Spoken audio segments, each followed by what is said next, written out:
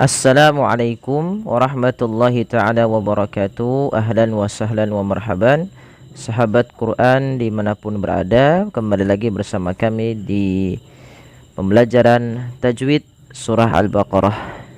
Semoga ini dapat membantu teman-teman yang belum lancar dalam membaca Al-Qur'annya dan belum mengenal baik daripada hukum tajwid Al-Qur'an kita.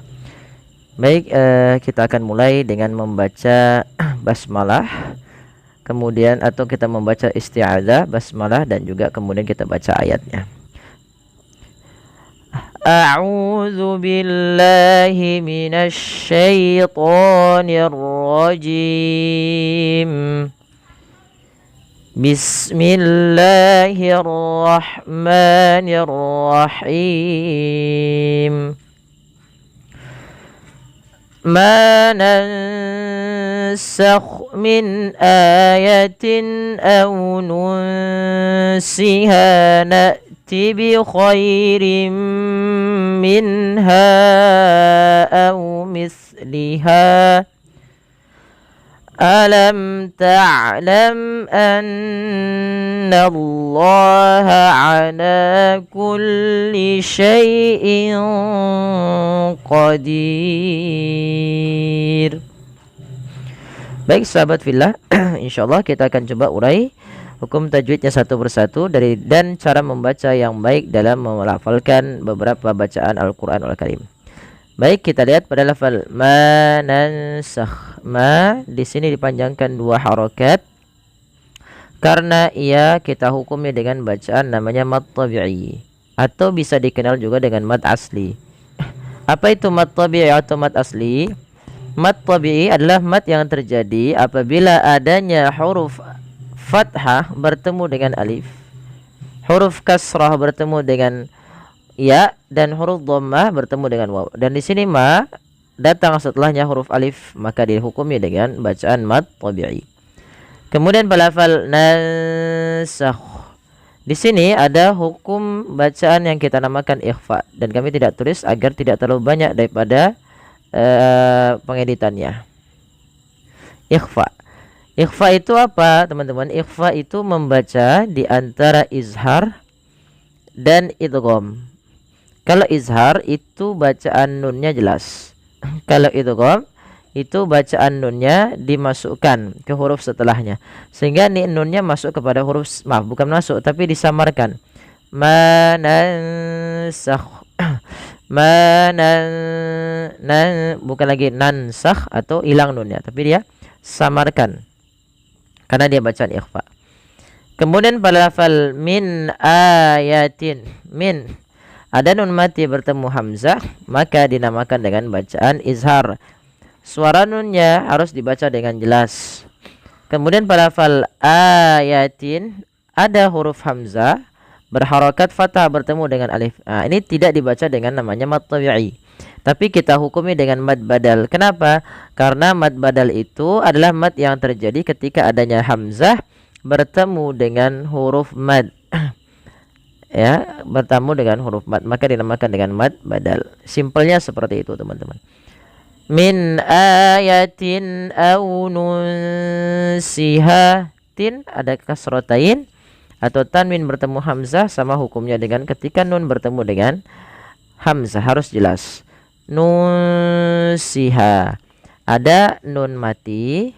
Nah, ada huruf nun mati ketemu dengan huruf sin sebagaimana yang tadi. Ini sama kita baca dengan bacaan ikhfa, yaitu disamarkan bunyi nunnya kepada huruf sin. Nunsiha. Ha ada mad tabi'i, panjangkan ia 2 harokat karena ia adanya alif yang datang setelah huruf fathah. Na'ti bi khairim minha, kasrotain bertemu mim. Nah, ini ada hukum bacaan kita namakan dengan idgham bi gunnah. Cara membaca idgham bi gunnah itu sahabat fillah, yaitu masukkan tanwin. Kalau dia huruf tanwin, masuk tanwinnya kepada mim. Kalau dia nun sukun, masukkan nun sukunnya ke huruf setelahnya. Kita lihat di sini huruf setelahnya adalah huruf mim. Maka awalnya kan bi khairin dengan jelas suara rinnya. ada bunyi n-nya. Nah, tapi karena dia datang setelahnya huruf mim, nun yang tadi itu dirubah menjadi huruf mim. Itulah yang dinamakan dengan idgham. Idgham itu memasukkan. Bi gunnah. Nah, tapi bukan hanya sekedar memasukkan, bukan hanya bi khairim minha, tapi dia perlu ditahan karena dia ada bacaan gunnahnya. Maka bi khairim minha. Nah, ditahan dulu 2 harakat baru dilepas.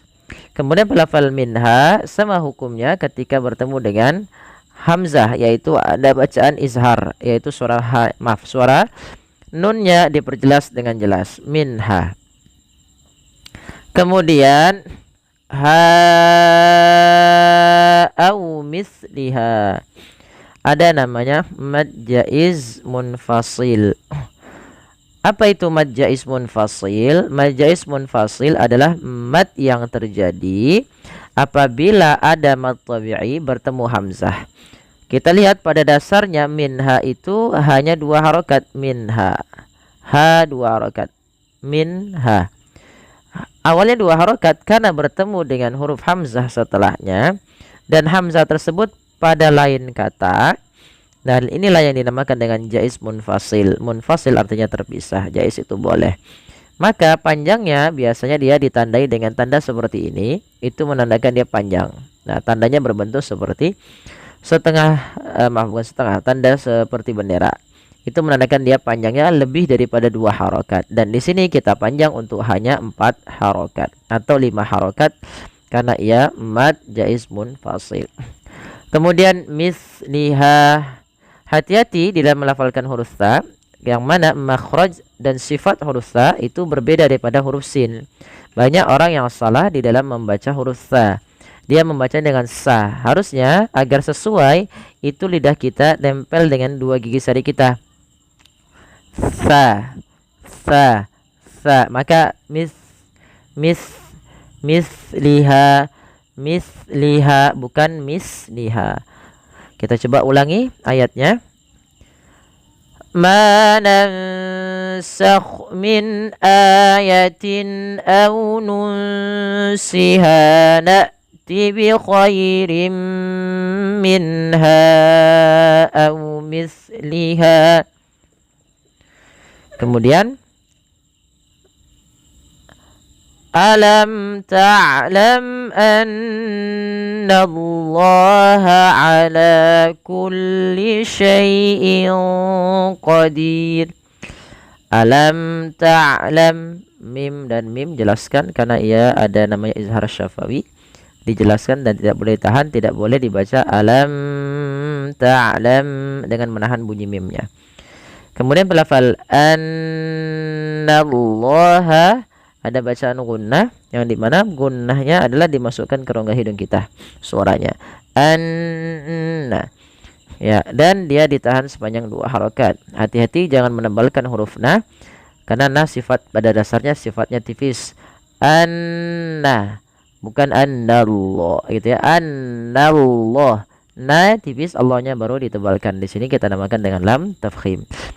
Ala mad tabi'i lagi sebagaimana manusia, syai'in qadir, tanwin bertemu qaf, ini ada kasratain, awalnya syai'in bertemu qaf, ini disamarkan kepada huruf qaf, yang mana qaf termasuk daripada huruf ikhfa sebagaimana tadi lafal manansakh. Maka cara membacanya pun sama, disamarkan suara innya kepada qaf, dan dia qaf termasuk salah satu huruf yang dia pangkal lidahnya terangkat, teman-teman. Jadi dia menebal. Syai'in qadir. Kemudian melafal qadir, ini ada bacaan mad arid sukun. Kita boleh memanjangkan di-nya sepanjang 2 harokat sebelum mematikan huruf ra, atau boleh 4 harokat, atau boleh 6 harokat. Nah, hati-hati di sini di lafal huruf ra itu tidak boleh dibaca ra-nya tebal. Ra di sini kita hukumi dengan ra yang tipis. Kenapa? Karena huruf ra-nya dimatikan dan sebelumnya ada huruf ya dan ada huruf kasrah. Maka dia harus tipis, qadir. Tidak boleh dibaca qadir.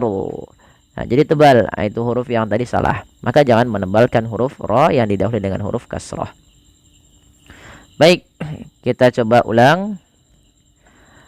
Alam ta'lam anna Allah ala kulli syai'in qadir. Baik, sadaqallahul azim.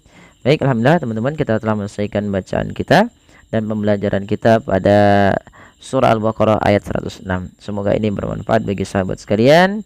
Mohon dukungannya untuk like, share, dan subscribe agar lebih banyak manfaat yang kita dapatkan dan memberikan kebermanfaatan kepada orang lain.